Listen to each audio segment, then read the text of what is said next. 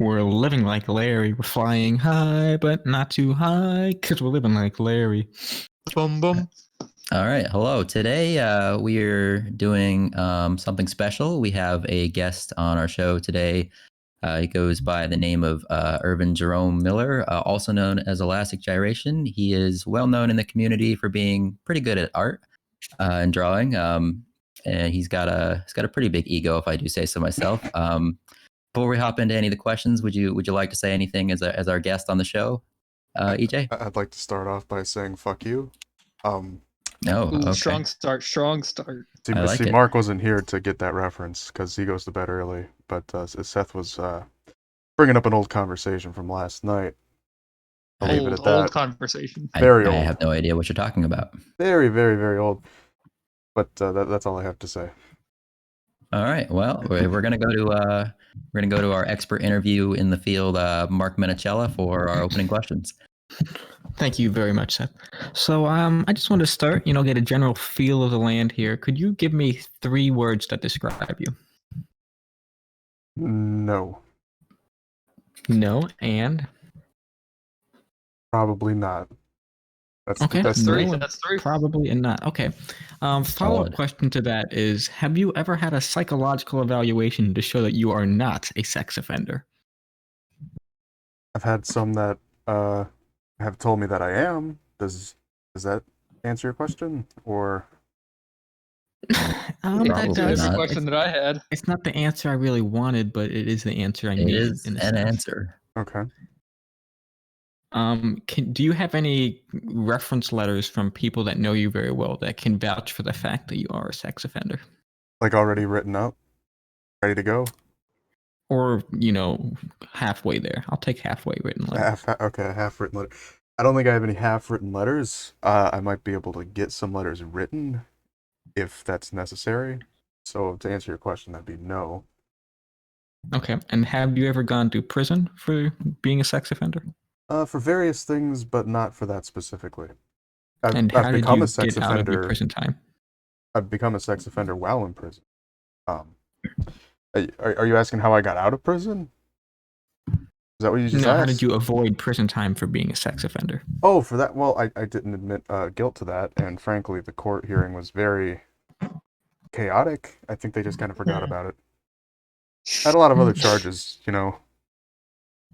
I do know. I feel you. You know how it is. Yeah, Well, I gotcha. Since you feel him so well, why don't you follow up on that, Sam? Why don't I follow up on that? Yeah, I'm just curious. Why? Which charge are you referring to? Whichever one you were most proud of.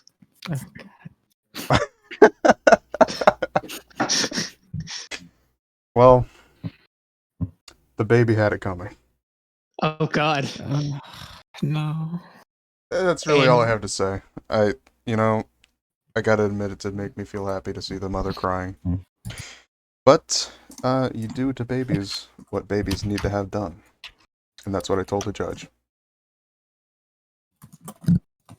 Yeah, I don't have the list of questions, so I'm going to turn this back over to Mark. Okay. I'm not. So, It wasn't sexual. on a scale of 9 to 10, how much remorse do you feel for that on a daily basis? For the baby specifically? Yes.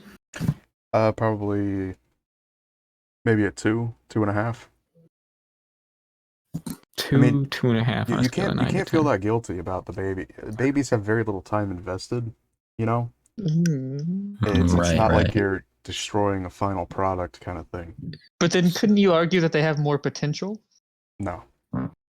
No. Okay. If How do anything, you know? babies have less potential. You're talking about hypothetical potential versus That's real true. potential. It can always amount to nothing. Yeah, Yeah. exactly. could, If you're talking about a burgeoning young It's man 50-50 here. who just got out of university and he's on his way to be a doctor, that's a lot of potential. You've invested time and resources into that person being something. A baby has hypothetical potential, where you literally have done nothing to this person to make them poised to be anything other than just a generic ass bitch. So I don't think a baby has potential per se. Yeah. I mean, I started out against you, and you convinced me to agree with you. So That's what the judge said, but he yeah, didn't I want to lose his understand job. why. I understand why you got off. I am 100% still against you on this. Well- I'm in between. Mark, I was never out to convince you. Well, Mark. One person in this call is still in between, so I think we need some further questions to really Okay. unpack Yeah, somewhat. like All right, I'm unpack a bit, I understanding your gotcha. points, but I'm not quite there. I mean, unpack. So would you say that this allegation and your reasoning in court against why you should be in prison for it has led to any prolonged periods of unemployment in your life? Well, you see, that question has a problem in that Mhm. it's we're talking about two things here. Okay, the baby incident was not a sexual incident. It was just a gruesome, bloody murder incident. The sexual incident, I don't want to go into that because I wasn't tried for it and I don't want to convict myself. Now, I was convicted of the Are baby you not a incident. sex offender if you just murder a baby? I don't think, well, if you murder it with your penis, which I didn't, I think that would make you Well, a sex offender. if you murdered it as it was coming out of the vagina, then I think that could be a sex offense. Only if you touch the vagina in so doing. Okay. If you don't touch the woman, you're fine. I'll trust the guy who's read up on this. Yeah, Thank you. Sounds like this guy knows what he's talking about. that's what I'm saying. Just a small question. When you were giving this whole speech in court, did at any point, the words "the chair" come up at all, and giving it to you, making you go to the chair, for instance? They're giving it to him I now. thought- Is that legal? How you were in this talking state? about the time, throwing chairs. No. Personally, I think the What? judge was actually, he was on my side. By the end of Huh. it, I kind of convinced him. He told me specifically, he said, I will lose my job if I don't convict you. But we coup, is what he said. That's how he phrased it. We coup. Mhm. So, Got it. there was no mention of a chair. And I only got a couple years. So, no. So if somebody is in, let's say, your shoes and they are thinking about committing this crime, what would you say to them to make sure they do not do it? Well, you see, that's kind of a loaded question there. I would want them to do it.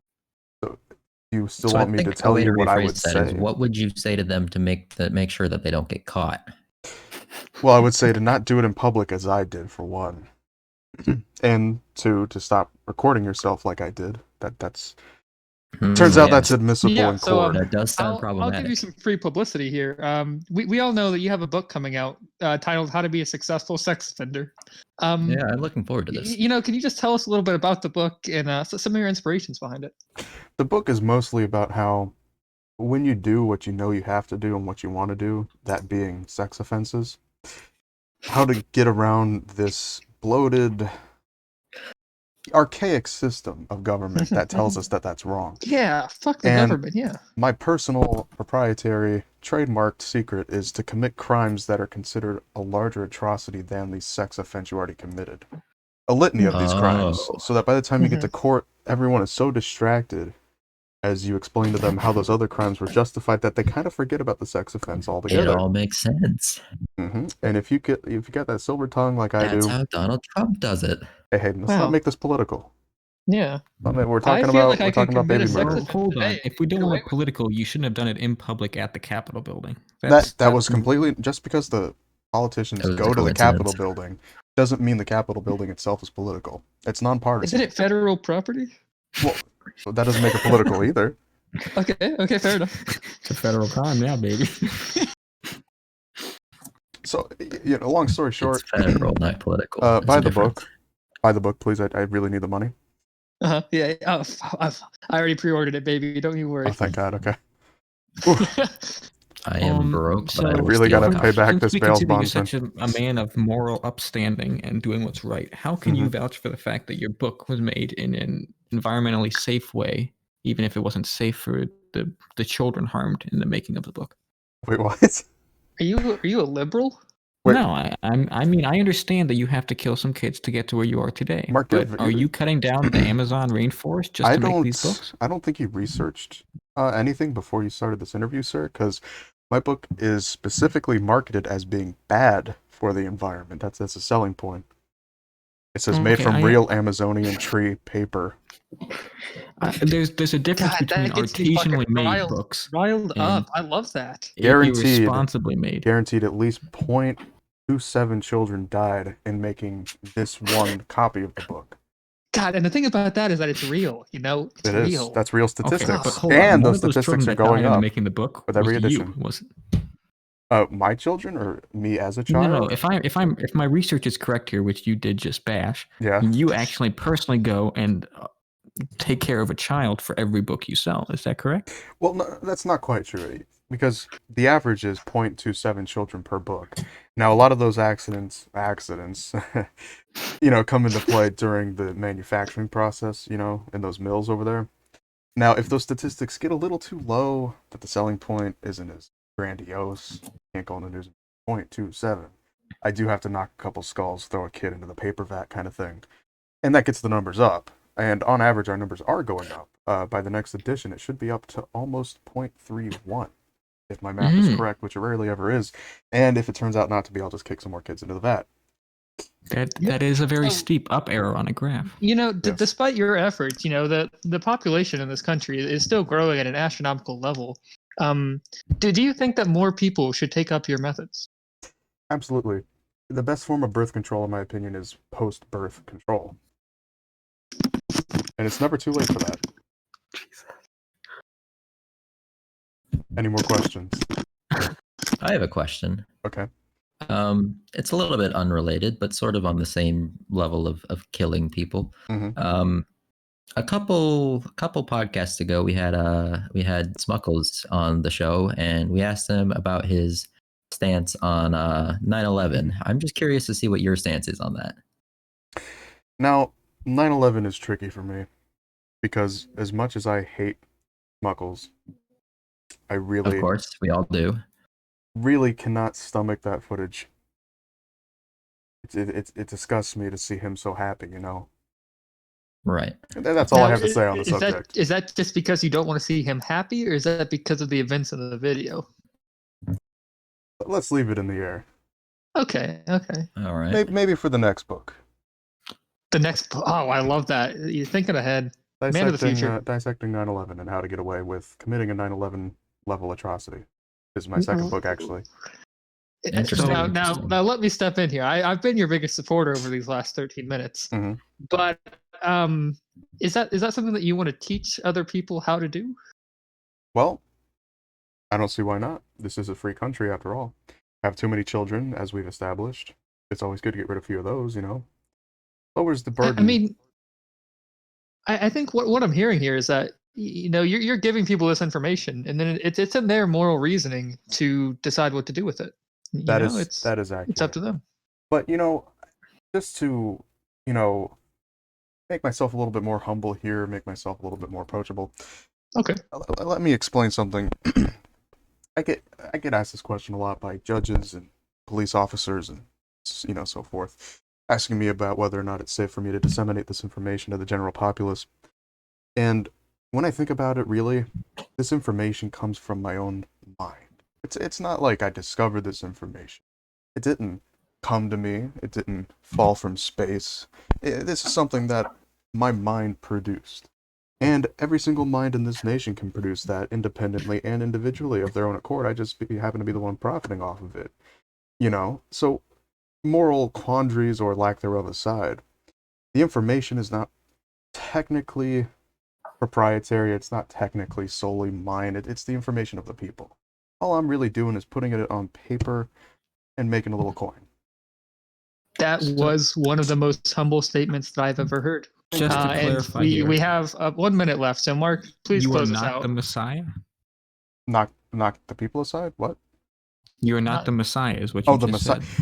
Well, in some regions, like in Brazil, where I cut down the trees to make the paper, I have managed to convince some people that I am a Messiah, but in general, no.